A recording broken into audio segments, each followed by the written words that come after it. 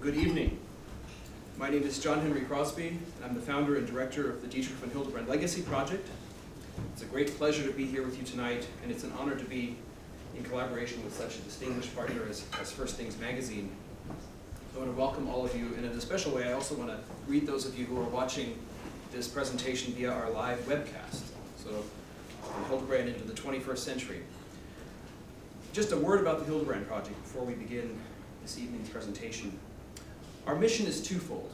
On the one hand, we aim to promote the thought of our namesake, and we do this through translation, through publication, through our website, and through public events.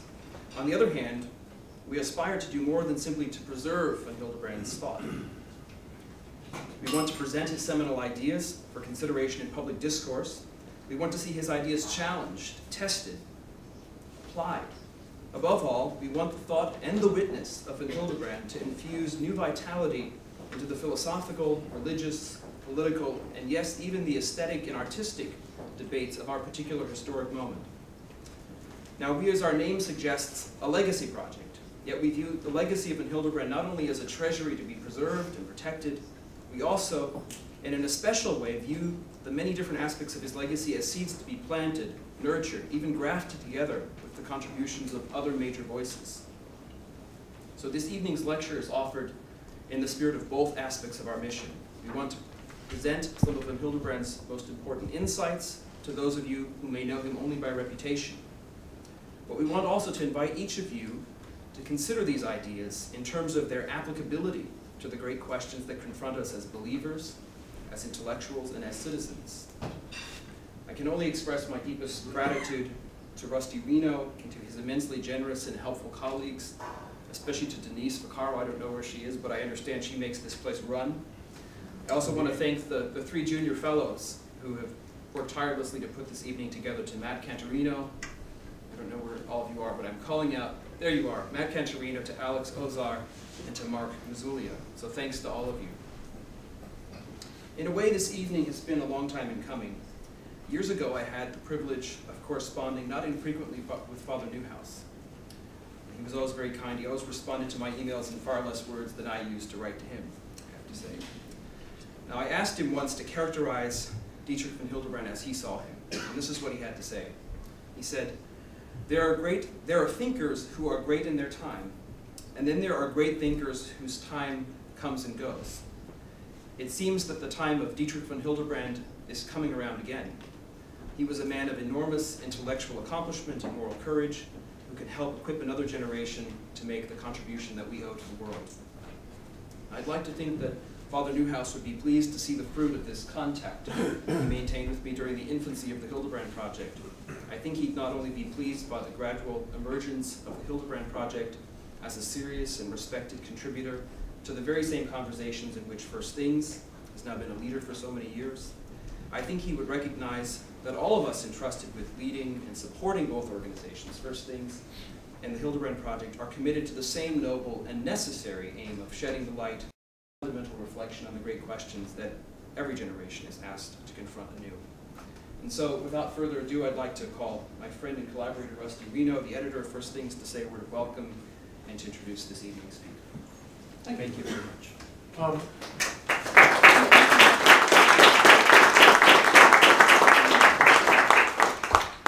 It's a pleasure to have you all here this evening. Part of the mission of First Things Magazine and its publisher, the Institute on Religion and Public Life, is to promote a conversation, discussion of fundamental questions about human flourishing, especially as they relate to the renewal of our culture. And the work of renewal, the renewal of culture, is, I think, at the deepest level, a renewal of our imaginations, especially our moral imaginations. And it's certainly the figure, Dietrich von Hildebrand, I think, is so important because he is such an articulate spokesman for Christian wisdom to restate it in a compelling way in the 20th century in a humanistic age, to take the sort of theocentric vision of the classical Christian tradition and not to compromise it and not to revise it in a way that would undermine its fundamental orientation towards God, but to give it a kind of currency in the human-centered modern world. And I think that's really, to my mind, his great accomplishment. And certainly that is it's something that First Things Magazine is committed to. I often just say that I'd like to believe First Things Magazine is committed to timeless truths, but we're also not unhappy about living in the 21st century. And part of the challenge we face is to understand how our affirmation of the world we live in can be married to a firm commitment to religious truths that our age is increasingly uncomfortable with, increasingly unable to affirm. So how can we join those two together? I think Dietrich von Hildebrand can be a very helpful guide in that respect. And certainly, we're very privileged tonight to have John Crosby present the thought of Dietrich von Hildebrand. Professor Crosby met von Hildebrand as a college student at Georgetown University when he boldly, as the head of a student organization to invite eminent speakers, boldly said, well, there's this really interesting fellow at Fordham, we should have him come. It was Dietrich von Hildebrand, and they invited him, and he said yes, and came. And that, I think it's fair to say, sort of changed the direction of your life, didn't it? And von Hildebrand functioned as a mentor and recommended that Dr. Crosby do his doctoral studies at University of Salzburg at a philosophy program that Hildebrand was so instrumental in informing and giving direction to. And so Dr. Crosby completed his doctoral degree there, taught at the University of Dallas for a number of years, and then has for a number of years taught at Franciscan University of Steubenville, where he is at present founder and director of the graduate program in philosophy there. And so I'm very pleased to be able to have you here today to give us the essential vision of Dietrich von Hildebrand.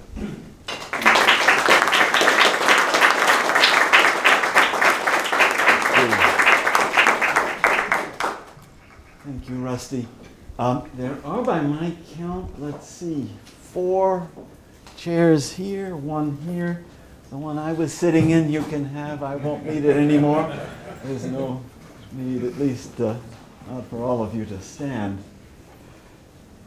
I'm delighted to be here at First Things. I have been receiving nourishment and orientation from this extraordinary magazine since its debut in 1990. There's really nothing like it. And in fact, my wife rather resents the appearance of the new issue each month. She claims that I'm so absorbed in that issue for the first 24 hours that she can't really say anything to me that gets heard. And I'm delighted to speak about Dietrich von Hildebrand here in the setting of First Things. He is one of those thinkers who should count as a kind of intellectual ancestor of First Things. In fact, von Hildebrand himself once founded a journal very like First Things. In the 1930s, when he was in his 40s, he founded a journal in Vienna called the Christliche Ständestadt, devoted primarily to resisting the advance of Hitler in Europe, and especially to resisting the annexation of Austria to Nazi Germany. But the magazine had a broad cultural scope, very like First Things. It wanted to deal with the Nazi menace at the level of First Things, first principles. In the pages of his review, he wrote not as a journalist, but as a philosopher. In fact, von Hildebrand wrote exactly in the spirit of First Things when, in one of his articles in his Vienna review, he warned against a certain religious quietism that disdained public expressions of faith and wanted to confine religious life to personal interiority and liturgical practice. So permit me just to say a little more about this article of his, which makes for such kinship of spirit with First Things, before I come to the main point of my presentation.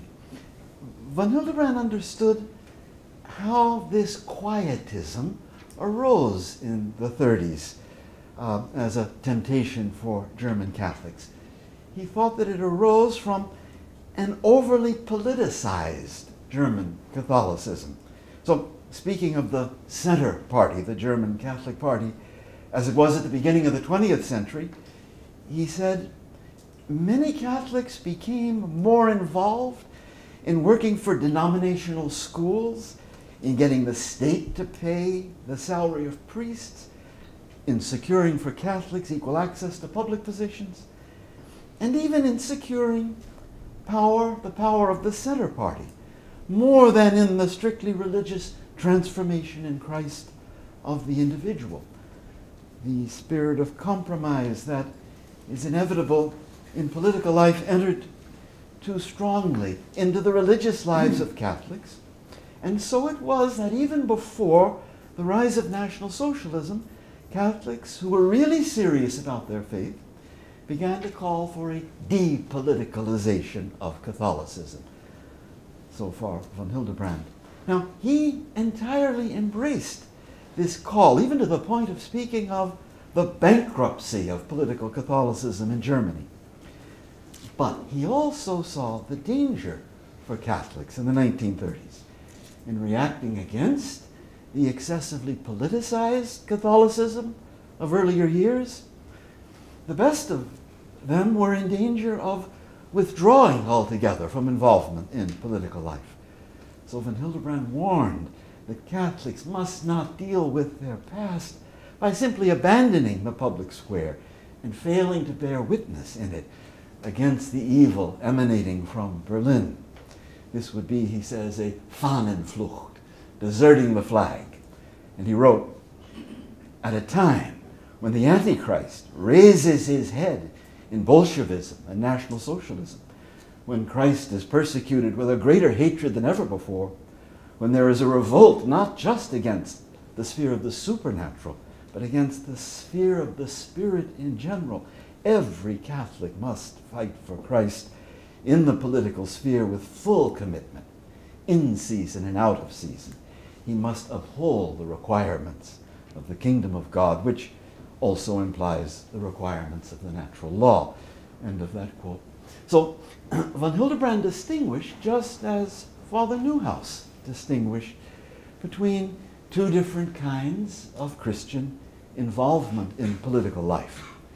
There is the involvement whereby Christians get so strongly assimilated into this worldly political activity that they lose their identity. But there is also the involvement whereby Christians live their Christian commitment so ardently that they acquire a prophetic voice in the public square. So all of this I just offer by way of introduction and to show how fitting and how natural it is that the Dietrich von Hildebrand Legacy Project is collaborating this evening with First Things. And now I come to the main focus of the lecture, namely a discussion of what is perennially important in Dietrich von Hildebrand. What does he have to say to us today? Why is something like the von Hildebrand Legacy Project necessary? What would we lose if his voice were to be entirely forgotten? So I've picked out three main aspects of the von Hildebrand legacy that speak powerfully to us today.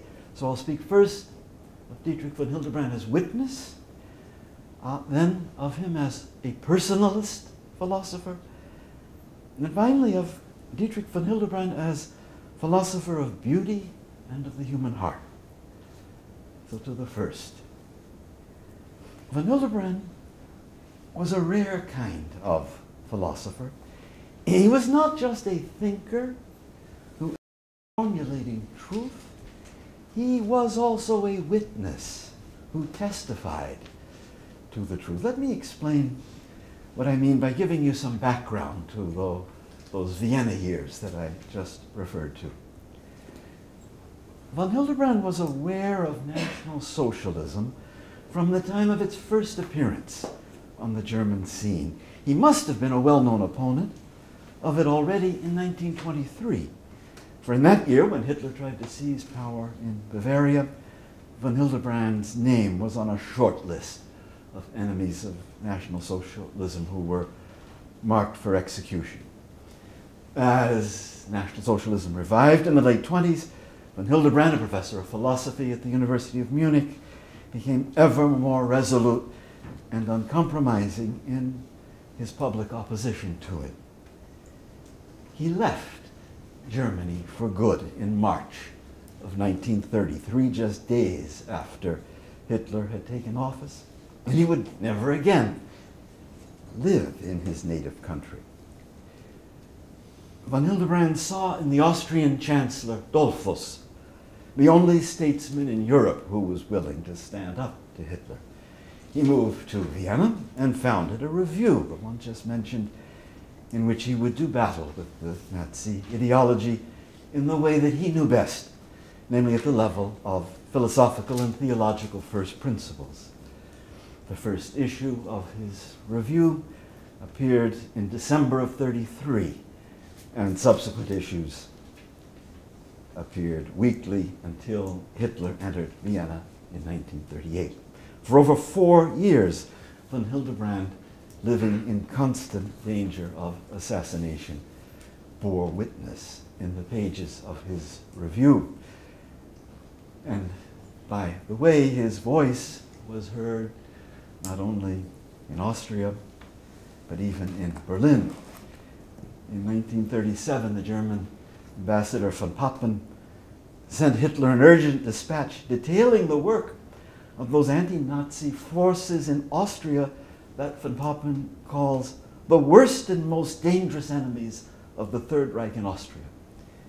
He informed Hitler that the moving spirit behind these machinations is the well-known emigrant, Professor Dietrich von Hildebrand. He then proposed to Hitler a carefully planned strike that would eliminate these enemies with one blow. I hope that at this point the parallel with the editors of First Things comes to an end. That is, I hope that Rusty Reno and David are not being targeted for assassination by their critics. But I still have to explain better what I mean by von Hildebrand as witness. He seems to have had from the beginning an unusual insight into a kind of gestalt of evil in Nazism. Many of his friends, he relates this in great detail in his memoirs, would seize upon positive elements in Nazism, such as the recovery of German national pride after the humiliation of World War I and Versailles, or such as the exercise of real authority after the post-war years of indecision and drift. In fact, the German Catholic bishops gathered in Fulda in 1933 stressed these very things as they took a welcoming stance toward their new chancellor. Some Catholics, as von Hildebrand relates in his memoirs, wanted to distinguish between mainstream Nazism and the radical fringes of the movement, saying that though the radical elements were certainly beyond the pale, the mainstream still had some good substance and was susceptible of being influenced in a Christian direction. All of these positive elements made no impression on von Hildebrand. They were for him nothing but so much dust thrown in his face to distract from the fundamental reality of Nazism. They never obscured, not in the least, his strong sense of a radical evil at the heart of Nazism. And he increasingly, in the pages of his journal, spoke of the face of the Antichrist in Hitler. Now, it's fairly easy for us, at a distance of more than 70 years, to discern the profile of evil in Hitler. Indeed, Hitler has become everybody's choice example of radical evil. But not many of us living in Germany in the early 30s would have discerned it so clearly. Most of us would have been like those German bishops of the time. We would have been drawn to the idea of building some bridge to National Socialism, of opening a dialogue with it, of discerning some sign of the times in the dynamic unfolding of the Nazi movement. And we would have thought that talking about Hitler in terms of the Antichrist was a gross oversimplification.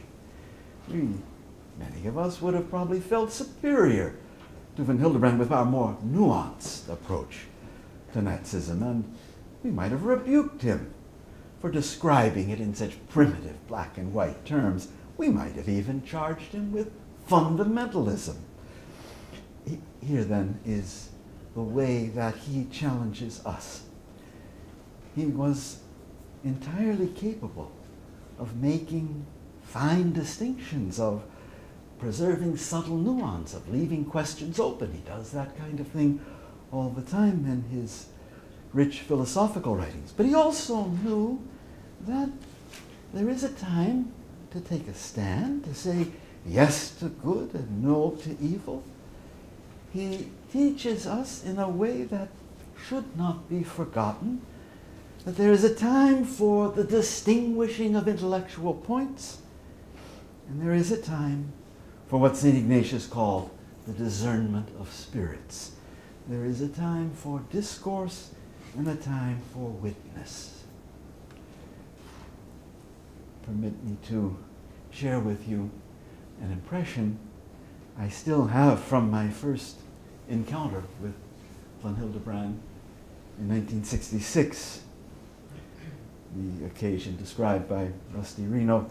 Vatican II had just ended, and we were already experiencing some of the confusion of the post-conciliar church. Von Hildebrand spoke at Georgetown University, where I was an undergraduate, on the true meaning of aggiornamento. He denounced those who, in the name of conciliar renewal, were putting into question some fundamentals of Christian faith. And as he spoke, it struck me, he is bearing witness. It was a new experience for me. I had at that time just been reading about a lecture given by a great German philosopher at the end of his life, and about the strong impression he had made on everyone as a quintessential philosopher. And as I listened to von Hildebrand that evening, I thought to myself, this is something different from a philosopher. I am hearing not a professor, but a confessor. The book that grew out of that lecture of von Hildebrand's became his widely read work, The Trojan Horse in the City of God. It is a book full of sharp and careful distinctions, as only a philosopher can provide them, but it also contains something more than philosophy, just as the lecture I had heard contained something more. So in today's intellectual climate, saturated as it is by relativism, we can have a hard time bearing witness. Even we who want no part in relativism can be inhibited by it, so that we end up speaking in muted tones. We need the example of von Hildebrand, who reminds us that there are times when we stand between good and evil, and not just between more and less good. And that at such times we are called to say with our whole being, yes to good and no to evil. Now I come to the second part, the second theme in von Hildebrand. Dietrich von Hildebrand as personalist philosopher, and as one who especially enriched through his personalism our understanding of man and woman. Now, I said that von Hildebrand was not only a philosopher. Now I have to hasten to add that he was also a philosopher, and a very eminent one. In fact, he is important to us today, in part because of who he was as philosopher. Von Hildebrand received his philosophical formation in the phenomenological school of Edmund Husserl, who immediately recognized von Hildebrand's philosophical gifts. In fact, Husserl wrote in his assessment of von Hildebrand's dissertation, I almost want to say that the genius of Adolf von Hildebrand, the father of von Hildebrand, a famous German sculptor, has been inherited by his son in the form of a philosophical genius. And even when von Hildebrand converted to Catholicism in 1914, his philosophical orientation remained that of phenomenology. Now, some of you will wonder what phenomenology means. And I know from experience that a short and sweet definition of phenomenology, which people ask me for all the time, can't be given. For our purposes, let me just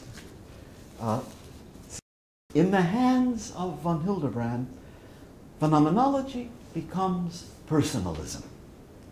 In the seminar that's also running now, we were exploring in the first meeting that connection between phenomenology and personalism.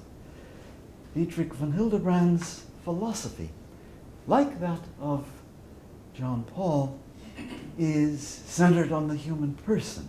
And phenomenology gave him the resources to avoid reducing the human person to something lower and to capture the irreducible in human persons and to articulate what distinguishes the human person and what ultimately underlies the image of God in man.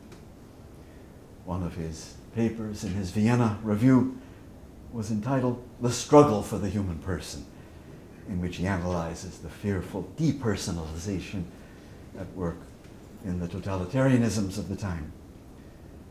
Now, his personalism is everywhere in evidence in the pages of his Vienna Review, but what I want to show you is how he deploys his personalism, not so much in relation to the aggressive anti-personalism of the contemporary world, but in relation to his own Christian tradition. And here is an example for which he is very well known. For centuries, Christians thought of the conjugal act primarily in terms of procreation. Only at the beginning of the 20th century did they begin to recognize in the conjugal act the expression of marital love, and to recognize this as a meaning of the conjugal act distinct from procreation. Of course, marital love had been previously set in relation to marriage, but not exactly in relation to the conjugal act, which, as I say, had been almost exclusively seen in terms of procreation. This is why some early church fathers, including St. Augustine, taught that marital relations during pregnancy or after menopause were venially sinful. Marital relations seemed to be so essentially about procreation as to lose their justification in the case of known infertility. But if man and woman in marriage enact their spousal self-donation through their one-flesh union, then their marital intimacy has abundant meaning, even in the case of known infertility. And with this, an entirely new and eminently personal dimension of the conjugal act comes to light. Now, it's well known that this understanding of the dual meaning of the conjugal act was taken over and ratified by Vatican II in the Constitution on the Church in the Modern World, in the chapter on marriage. Now, if we go back into the decades before Vatican II and look for the first Catholic thinker to speak about this dual meaning, we are led to Dietrich von Hildebrand. He was one of the first, and according to some scholars, he was the first to have distinguished this dual meaning. Now, I'd like to try to show you how von Hildebrand's phenomenological orientation aided him in achieving this important new insight. Now, I was being evasive about what phenomenology is, but let me just say this much, that the phenomenological philosopher is particularly attuned to the inner life of persons, or to what John Paul called the subjectivity of persons. The phenomenologist does not just attend to the external behavior of persons, but to their interiority, or to what is called the lived experience of persons. Now, spousal self-donation is not apparent at the level of external behavior. Self-donation exists as something hidden in the interiority of the spouses. It does not appear in nature like procreation appears. Only a philosophy that is alive to personal interiority will detect this dimension of the conjugal act and do justice to it in philosophical reflection. Notice too that von Hildebrand's insight into, let's say, spousal self-donation as enacted in the one flesh unity of man and woman yields a richer understanding of the conjugal act as a personal act. Once the conjugal act is seen not just as an instrument of nature for propagating the species, but also as an act in which persons give themselves to each other in an incomparable bodily way, then that act takes on all kinds of personalist significance that it had hitherto lacked. It stands out now as far more different from animal procreation than before.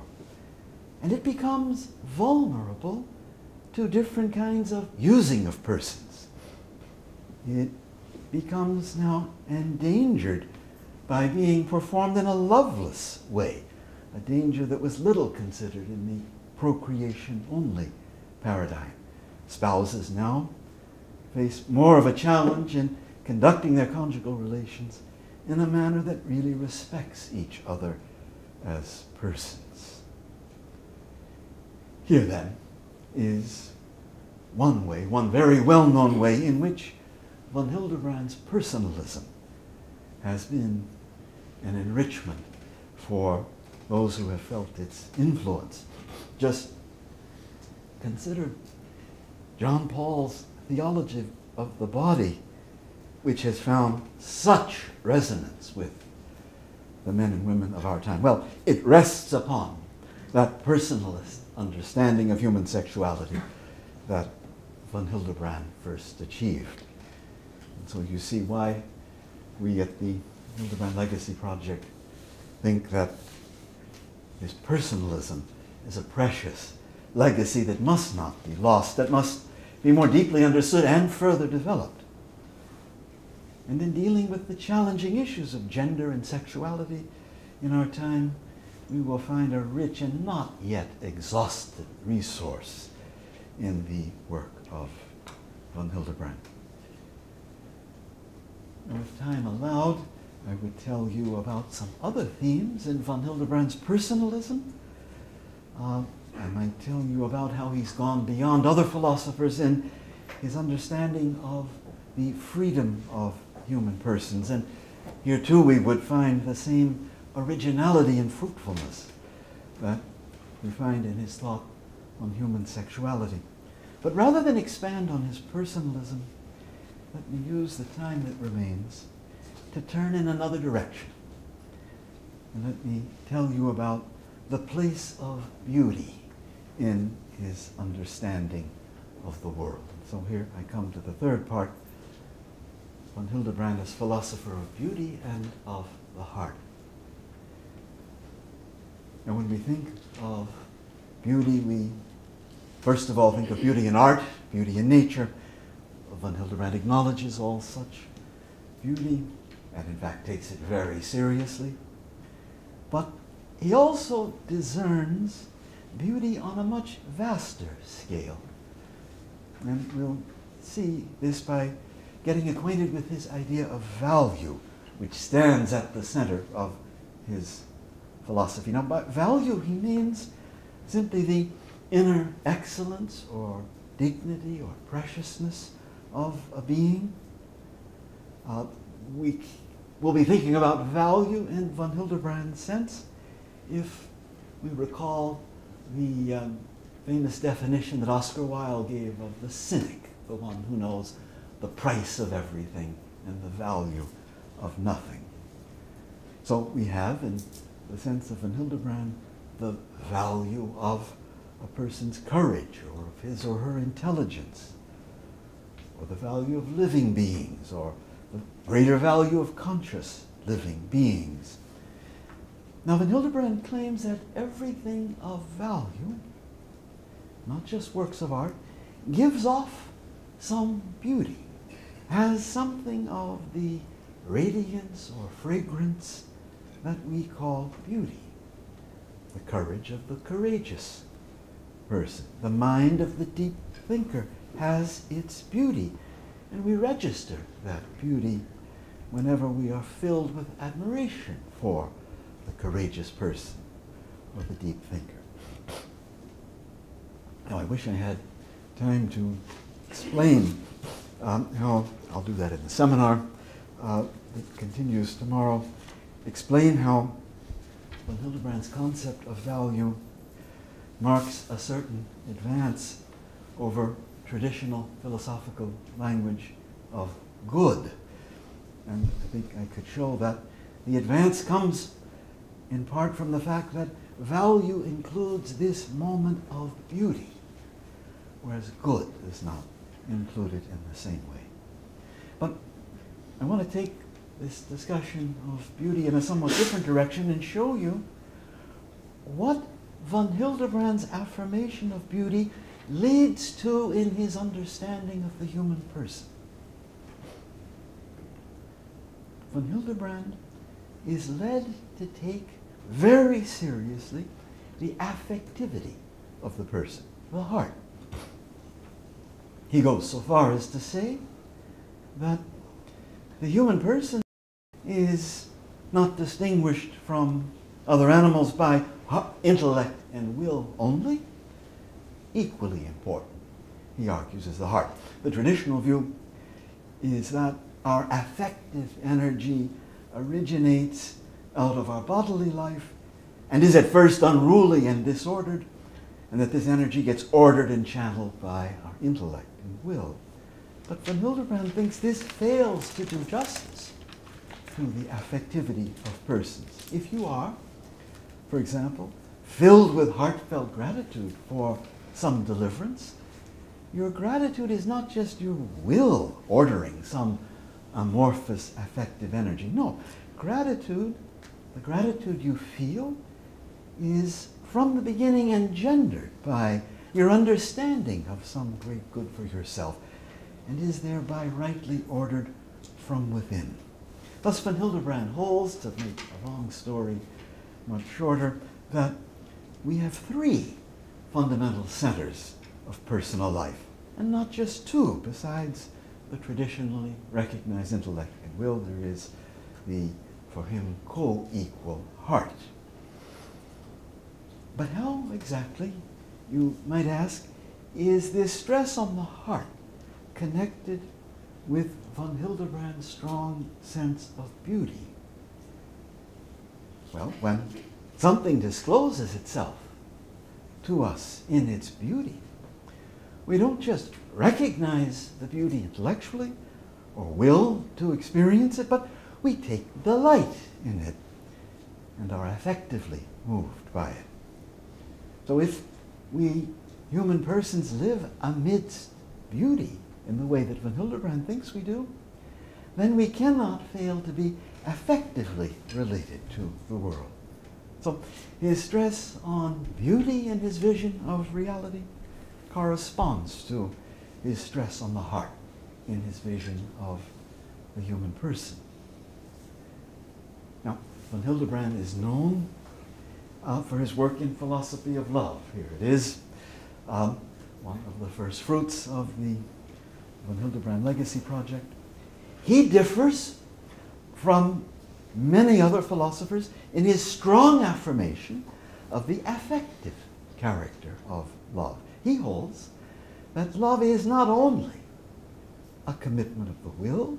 I can will the good of another as much as I like if I do not take some affective delight in the other. I do not really love the other. Nor will the other feel loved if he or she is just the recipient of my beneficent willing. He will feel loved only when he knows that I take delight in his presence. Von Hildebrand understood that I withhold something of myself from another if my commitment to the other is only by way of my will.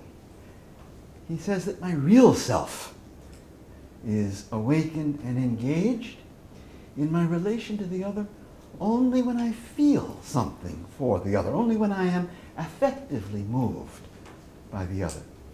I can't, he argues, really be present to the other except by feeling something for him or her.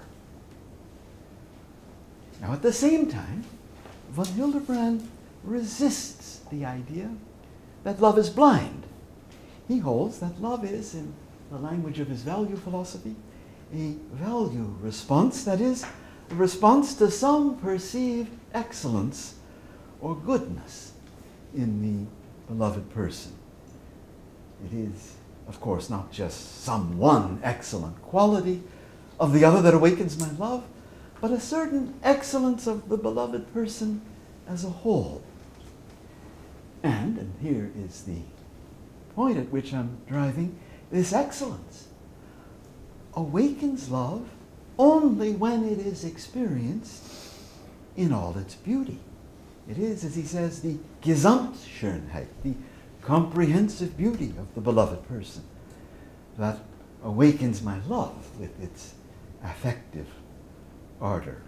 Love is then not blind, it's not a vital energy that breaks out irrationally. It rather responds to the beauty perceived in the beloved person. And so we see here in his philosophy of love that correspondence of beauty and the heart of which I was just speaking. Now, I spoke above of von Hildebrand's personalism. His teaching on beauty and the heart is a basic article of his personalism. And once again we find von Hildebrand using his personalism to enrich his own Christian tradition, just as he did with his teaching on sexuality. And here's just one example. By carrying out this rehabilitation of beauty and the heart, he strikes a blow at a certain utilitarian temptation that Christians have often felt. I'm referring to the idea that all earthly goods are really just instrumental goods, things to be used for the saving of our souls and attaining to the vision of God.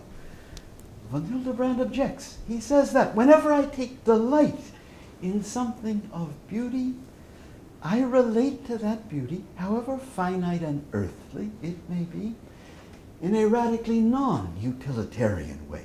A great friendship, for example, is not a purely instrumental good.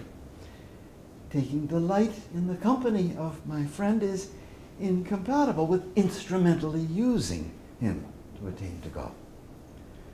Believers will, of course, connect their friendships with the ultimate things, but not instrumentally. And here is another example of the fruitfulness of von Hildebrand's thought on beauty in the heart, and with this I will conclude.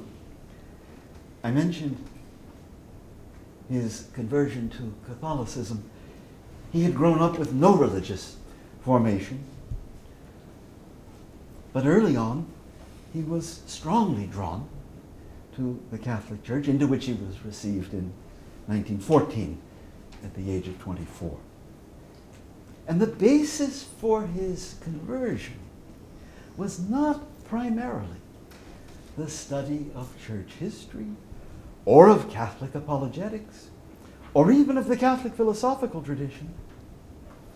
Max Scheler, the great German philosopher who had a profound influence, set him on his path to conversion by calling his attention to the saints. It was above all the radiant supernatural beauty that von Hildebrand found in the saints that moved him to convert and that sustained his faith for the rest of his life. Years after his conversion, he wrote his work, The Transformation in Christ, which he regarded as his major religious work. It has become a 20th century classic of Christian spirituality. And in it, he examines different Christian attitudes that make up die christliche Grundgesinnung, the fundamental Christian stance. He examines Christian humility, Christian patience, Christian meekness, Christian trust. And by means of the most interesting contrasts, he shows what these Christian virtues are and what they are not.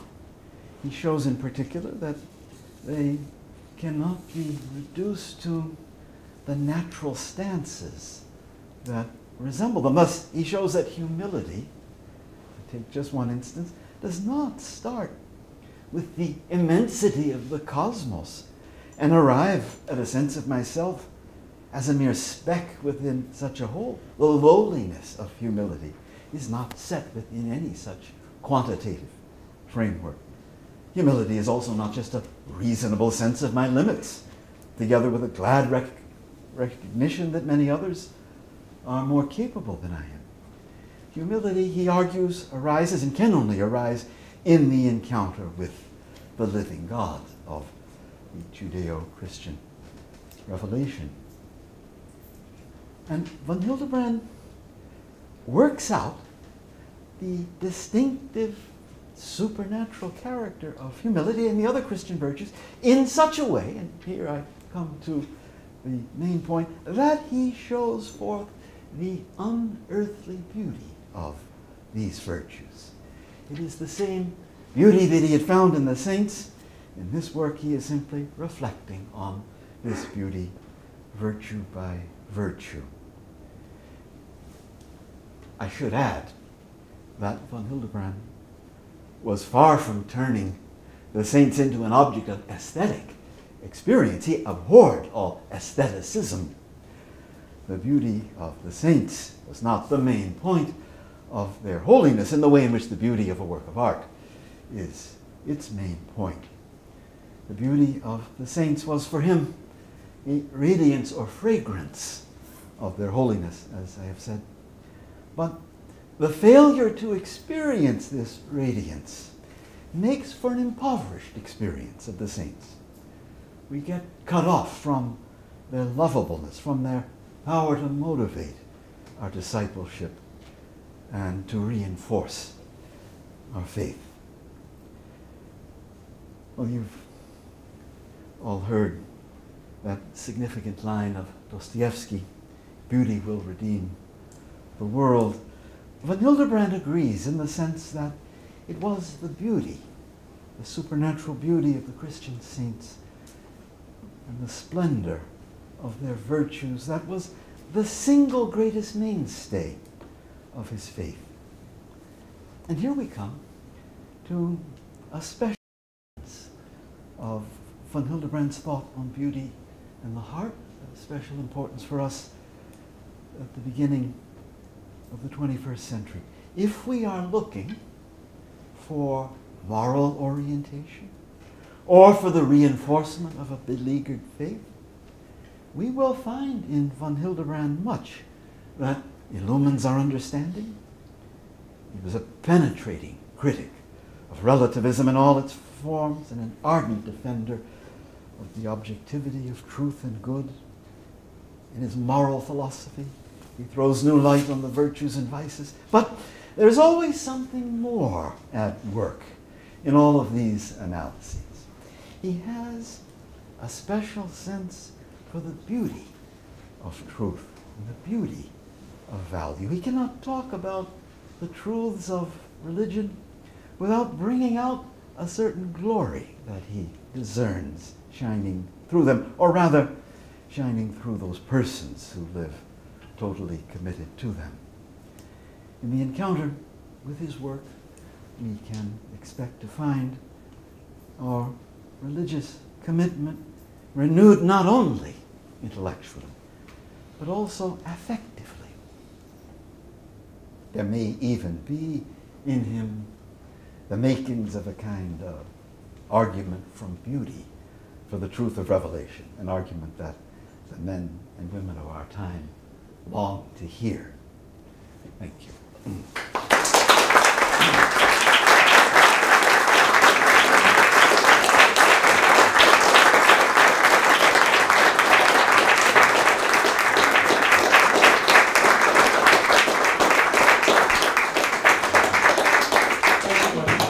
Thanks so much, John.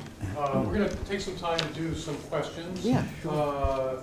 We start maybe, we'll see how it goes, maybe 20 minutes for Q&A. Yeah. Then I'll field the questions. Please ask beautiful questions. Deeply moving. Personal questions. Deeply moving questions. Or if you have any witness to bear, we'd be happy to hear. Yes, please. His remark, or your remark about real love doesn't come about unless you appreciate the other person. Yeah. Has really a lot of implications related to the question of the unity of other love and self-love. Correct? I didn't get the last part. The relation of other love and self-love.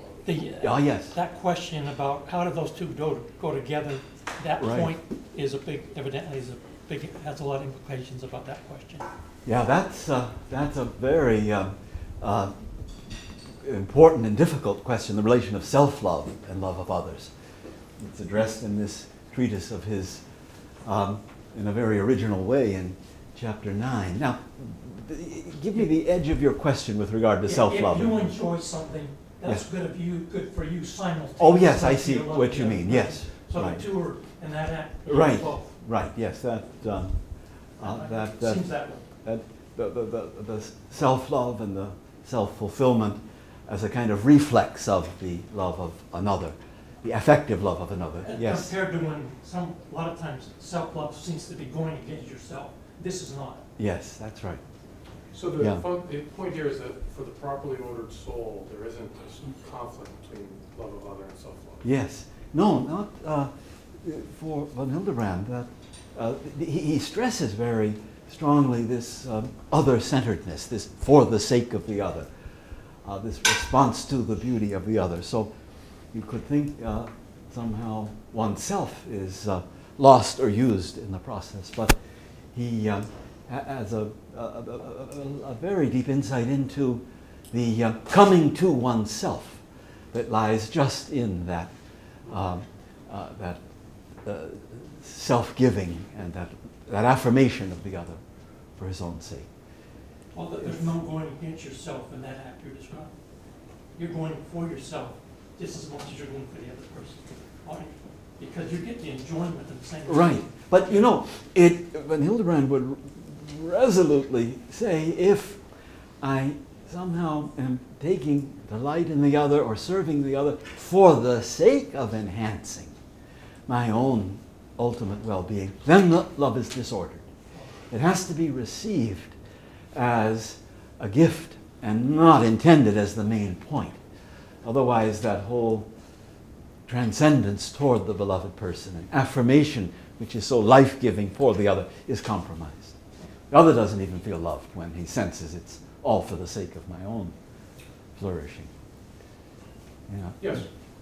Well, I'm actually a student of Fordham, so I particularly appreciate the legacy of Hilderbrand. But my question was, in his speaking about the heart as a sort of third faculty of the soul, co-equal with the intellect and the will, I was wondering whether it would be better to, or I guess not better, I'm asking whether or not he does actually bring up the simplicity of the human soul, simplicity in kind of the Thomistic sense. Yeah. In the sense that any affect needs the intellect, because I Of can't course. effectively be drawn to something without knowing it. Of And also, course. affectation is dead without the will. I have to Right. actually make an act once I have that affect. Yes. So, does he develop a sort of Yeah. more simple conception of the soul Yeah. in the sense of like not having these faculties that would balance? Right, yes. Well, the interpenetration of the three, the intellect, will, and heart, is very much stressed. And he thinks that the dignity of the heart is shown by the fact that the deepest movements of the heart are responses to something first understood, some goodness of a person, or some need, or some moment of crisis. There's something understood that moves the heart. And so the so-called intellect, the center of understanding, is constantly in collaboration with the heart. And if it weren't, why, then the heart would, after all, not be able to maintain itself as a significant center of personal life. You're still, I suppose, speaking in the sense of the heart as this thing opposed to the intellect, opposed to the will, as Yeah. this separate thing that must be juggled Yeah. with the others. No, it's certainly three powers of one and the same person. And of course, with the will, I mean, nobody loves another without a commitment to will the good of the other. And nobody loves without understanding, the beauty of the beloved person. So the love with its affectivity has that connection to what I understand and what I commit myself to with the will. So there's he perhaps stresses the heart because he's trying to bring to light something that he thinks has been too long neglected. But in his full account, like in his book called The Heart, you have a very balanced account of how these three centers, as it were, collaborate in the life of the one person. Yeah. Good. I'd like to ask you a question about von Hildebrand's condemnation of Nazism, and the relationship that might be in there, a potential for kind of a dialogue between Christianity and Judaism. I was wondering if there's any kind of any potential that you see as maybe von Hildebrand being a conduit, moving past history and into maybe the 21st century. Whereas I think sometimes figures like Edith Stein can also be more of a point of contention, it seems like, in recent time. I was wondering what you think von Hildebrand's role might be in maybe being a conduit for that dialogue. Yeah. Well, maybe the most significant thing to mention is the fact that he was, with an amazing clarity of vision, opposed to anti-Semitism in all the forms in which he encountered it. He even found among people who shared his aversion to Hitler, and often among committed Catholics, a rather offensive anti-Semitism. And so in the pages of his review, he speaks with a voice uniquely clear at that time about the evil, the inhumanity, the unchristian stance of anti-Semitism. So that he often rebukes his fellow Catholics by saying, look, you get agitated at Hitler when he wants to take over your schools or to impose new taxes on you, or when a bishop is offended or harmed. But he said, for the Catholic conscience, it should outrage you just as much, whether it's a Jew, an atheist, or a bishop. It doesn't matter. The offense against God, the moral horror, is the same. And so there was in fact, in reading his memoirs, one discovers how rather deep-rooted there was in Catholic Austria a certain anti-Semitism. But when you read what he writes on that subject in the pages of his review, it is a voice amazingly clear about the evil of anti-Semitism. Yes, you have a question? Oh, yes. I know you mentioned before that with the collaboration of the heart, the knowledge, and the will, that the heart is your true identity, like the affectivity is like your true identity, kind of. So I was just wondering, would you say that von Hildebrand put that as superior to the will, or like the heart as the most important thing? No, he doesn't say or that. They work together? He doesn't say that. He just, he thinks that the will and the freedom of the will, is the signature of the human person. He's not out to put that into question. He just thinks that a person can become present affectively in a way in which he or she can't by a resolute commitment of the will. In that respect, the heart has a certain special excellence. It lets the person be present, and it provides a medium for real loving understanding of another. But no, he never says that it somehow is the defining power of the human person or somehow superior to the will. Yeah. I just want to add something. There's the one case that I can think of where the distinction between the intellect, the will, and the heart brings out a kind of difference is when he describes the fact that there are moments where the heart and the will have, so to speak, different missions. So in the case of a great loss, for example, where he says that the heart is called to grieve, but the will is still called to accept the will of God. Yes. So at a moment like that, he somehow articulates in a richer way human experience. Yes. So that's perhaps a case where Right. where there isn't just a total coordination, but Right. this idea of different missions almost. Right. Different. And there are even some cases where for him the thing I'm supposed to do is an act of will in a moment of temptation. What I feel isn't so important. The decisive thing is to say no with the will. So he's does justice to those moments where everything turns on the decision of the will. Yeah. This is a very philosophically interested group. I see Rusty questions just like we've been getting in the seminar. Yes, Jonathan. Dr. Crosby, could I ask you to expand a little bit on what Hildebrand's work meant for John Paul II as well as for Pope Benedict, given the two different areas of theological interest for those two popes, viewed from the outside as having quite different interests, but Hildebrand has meant a great deal for both. Yes. Well, I think in the case of John Paul, what you have is not so much an influence of one on the other, but a kind of convergence of kindred minds. They thought in fundamentally the same way about man and woman and the personalist view of sexuality. But all my research into some potential dependency of Wojtyła on von Hildebrand hasn't yielded anything. I think they had a common master. One of von Hildebrand's teachers was this great Max Scheler, and Wojtyła was profoundly influenced by Scheler. So through that common philosophical source, I think, and through, above all, their shared faith, they run parallel and converge in remarkable ways with each other.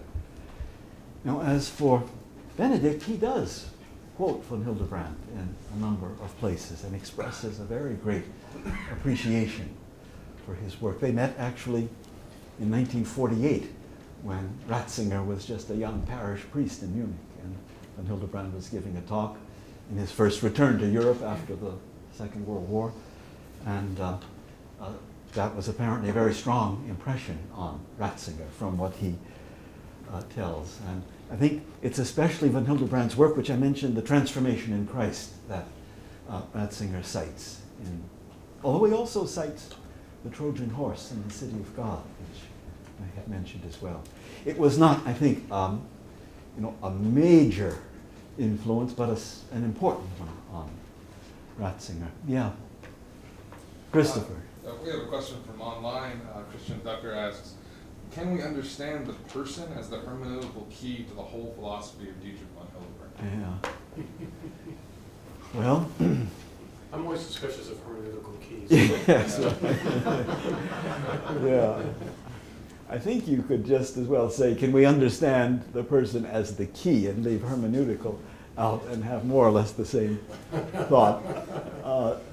Let's just say it was, I wouldn't have called him a personalist, a major Christian personalist, if there were not this primary focus on the person.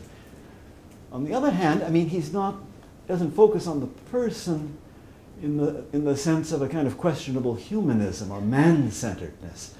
And Hildebrand often speaks about the curse of a disordered man-centeredness and this idea of giving glory to God or the adoration of God, whereby we forget ourselves in the divine majesty. That was very important for him.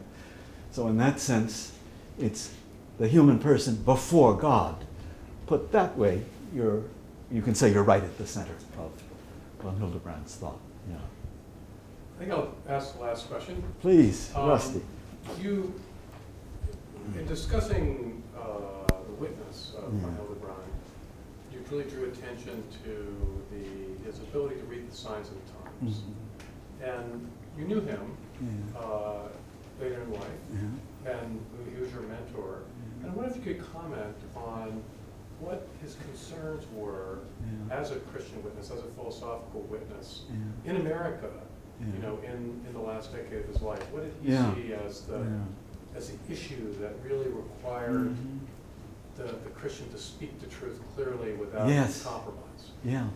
Well, I think you know, he was very concerned about this post-conciliar confusion, and even though he had played an important role in preparing the ground in the Church for the Second Vatican Council, most especially the chapter on marriage, but in other respects too. For instance, that idea that human goods are not just instrumental things, but have to be appreciated in their own right and related to God in some non-instrumental way.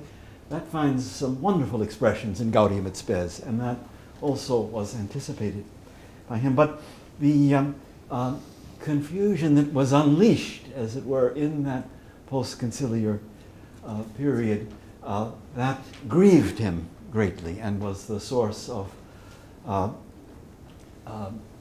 much that he wrote in the last decade of his life. I think the most, perhaps the most significant book there is what we mentioned, the Trojan Horse in the City of God. And as you might expect, there was, of course, a concern about doctrine and doctrinal relativism and the false ecumenism that drops the question of truth. But of capital concern for him was the loss of beauty in the liturgy. That coheres with this whole theme of beauty in his thought. And that was, I think, also a close point of contact with Ratzinger. The deformation of the liturgy as he often experienced, the triviality, the plainness, the human, all too human ring of it, and the loss of the liturgical riches that are perhaps now being in part recovered. That was a particular focus of his grief there in his last years. Well, thank you again for your beautiful lecture. Yeah.